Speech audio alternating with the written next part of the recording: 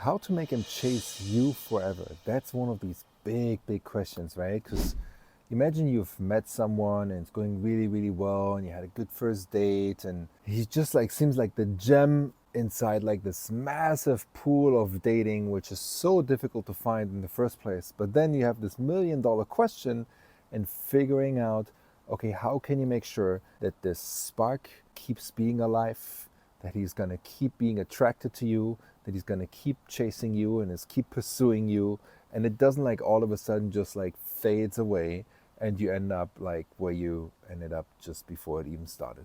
Now, one thing we want to make clear straight away, these are not going to be some tips and tricks and how to manipulate him to like you a little bit more, to keep him on the hook. No, I'm going to give you some genuine ways and strategies that you can start implementing pretty much right now within the first date and at the end of the first date to make sure he wants to keep seeing you and he's going to keep pursuing you and he's going to keep chasing you literally forever.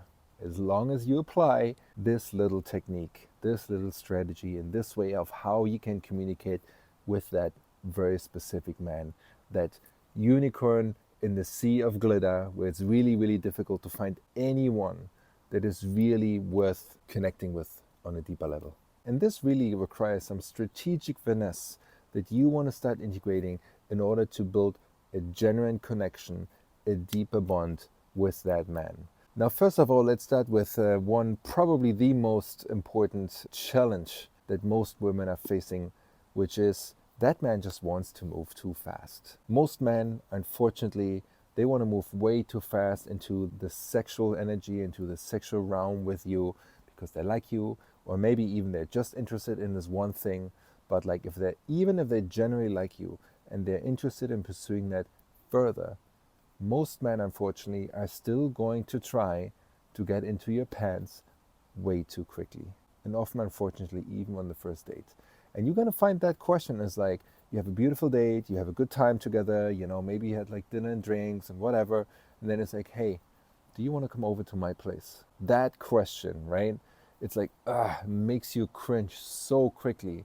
And unfortunately, it just happens way too often. So it's really, really important how to handle this question and how to handle it with care, because otherwise what can happen if you don't know how to communicate properly what you really want and how you want to move forward with this, then what's going to happen is you end up in a situation where you possibly reject him, which you don't really want because you like the guy, where you end up in a situation where he just felt like, oh shit, like now I have no chances with her whatsoever, or he ends up in a situation where he kind of gets what he wants, but you're kind of out of alignment with yourself. So we really need to understand how can we communicate with finesse and effectively to share our values, to share our boundaries in a way that serves the purpose of him gonna keep chasing and pursuing you moving forward. Which brings me to today's sponsor. If you're stuck, lost, or confused when it comes to your relationship with men and you don't know how to communicate your needs to him in a way that makes you feel seen, loved, and heard, then you must see this. Since every woman's personality and circumstance is so unique and so special to you, we have a free relationship assessment quiz that you can take in the link below. That quiz will give you a customizable action plan to give you the love that you deserve, because you're worthy of it and you do deserve it so much. So take our free relationship assessment quiz right now, and now back to the video. So there are 3 types of responses that I see women make all the time. And the biggest problem, before I even go into this, is that most women unfortunately don't really know quite well what their standards are, what their, I don't want to call it their values are, but where their boundaries are at. And because they don't know, they're also not going to be able to communicate them properly. So if you don't really know how you want things to be, what is okay, what is not okay, what is too fast, what is too slow, like how far do you want to go, and what like you want to take some time and space with it. If you don't know that, then obviously you're not going to be able to communicate that. And obviously then he also doesn't understand and can, adjust himself according to your pace. So the 3 types of responses that usually happen is either it's a very aggressive response, it's like, who do you think I am? Like, I'm not going to sleep with you on the first night. That's definitely not going to happen. Like that type of response, that's very off-putting. It's kind of aggressive.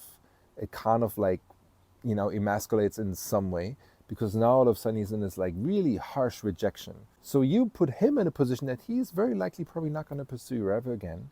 He's not going to make any moves because like he just clearly went way overboard with the very first one. So you really kind of, shoot yourself in your own foot, because even the guy is really nice and you like him, and unfortunately he moved a little bit too fast, so he didn't really get it quite right. But now all of a sudden you put him in a position like there's no way moving forward from this. The aggressive response to this question is not the right one. So now let's come to the second one. The second one is like the excuse maker. The excuse maker looks something like, oh no, I really have to get up early tomorrow. Like, my apartment is not cleaned up, or, I have to do so many things tomorrow morning, and whatever it may be.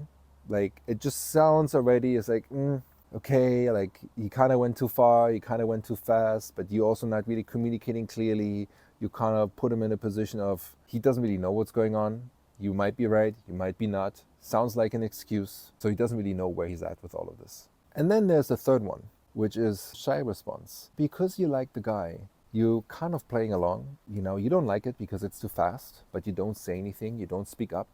You don't share like, hey, this is too fast. And therefore, what happens is you go to his place because you don't want to reject him, which is actually, it can be a quite sweet thing.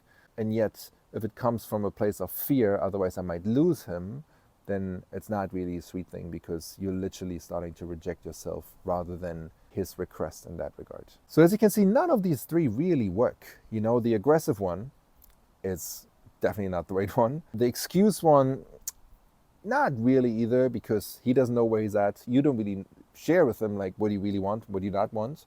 So there's no clarity around that. In terms of those standards that I mentioned before, in terms of the boundaries that are really important to you, nothing of it is clear. And then the shy one is like, he gets what he wants, but you still haven't communicated your boundaries. You still haven't communicated that it's actually too fast. So you're really creating like a discrepancy between you and yourself in that regard. And he doesn't even know about that either.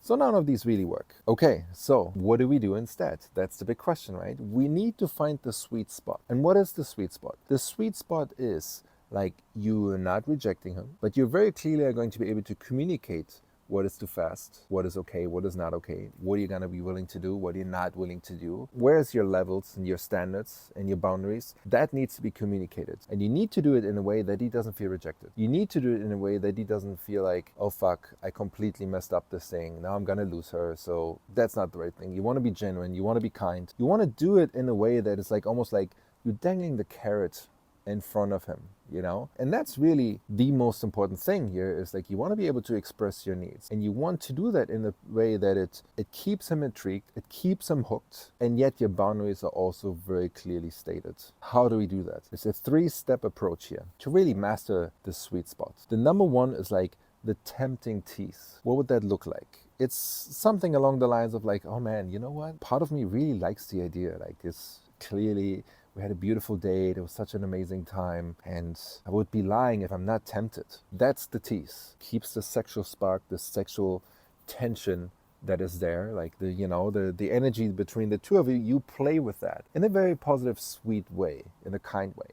At no point does he feel rejected right now. Then you bring in the next one, which is the respectful pace or the respectful pause. That basically means, but, yes, I would love to go with you. Yes, I'm tempted. And yes, my body kind of wants it too. But you know what? There's also some, standards that I have for myself and the way I want to move with a man, because I'm really looking for this special man that I want to be with and I want to build something strong with and I build a connection with. And therefore, I really can't go with you tonight because it would be too fast and I would step out of alignment with my own value system. And the man, that strong, beautiful, amazing man that I'm looking for, not only is he going to respect that, but he's really going to accept that kind of approach, and he's valuing, if I really believe, if I'm going to share it this way, then I'm also going to be able to, for him to see like, no, there's something special here, and he's going to like the fact that you're going to be able to communicate that. So now, where do we go from here? Because clearly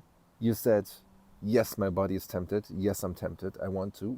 But unfortunately, there's a level of pace that I like to move forward with this. And we're not quite there yet. It's too early in the game. So he might feel a little bit rejected because clearly he doesn't get what he wants. So what's the third one? The third one is the open invitation.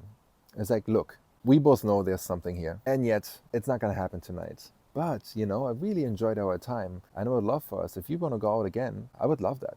I really enjoyed myself with you. So if you want to go out again, maybe later this week or next, or, whenever it fits for the two of us, I would really enjoy that, and that would be really cool.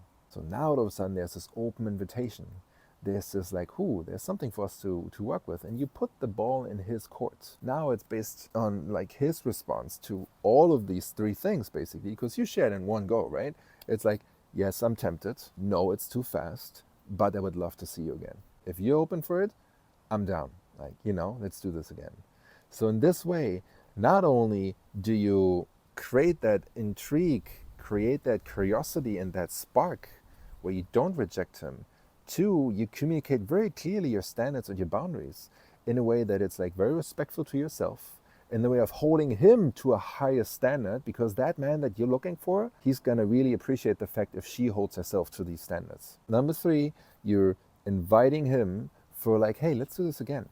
I enjoyed myself. If you enjoyed yourself, if you want to see me again, let's do it. So the reason why this works is he sees the worth, the respect, the value that you put on yourself, the worth, the respect, and the value that you put on that relationship dynamic that you would like to create with that special man. And if he sees himself of being your special man, he's actually going to try harder, not in order to get you come over to his place, but actually to represent himself as that man that you want him to be. And that's why it works, because he's going to be excited about the possibilities of creating a meaningful relationship. And actually, because you were playing this flirty tease with him, this push and pull, it's going to keep him hooked even more.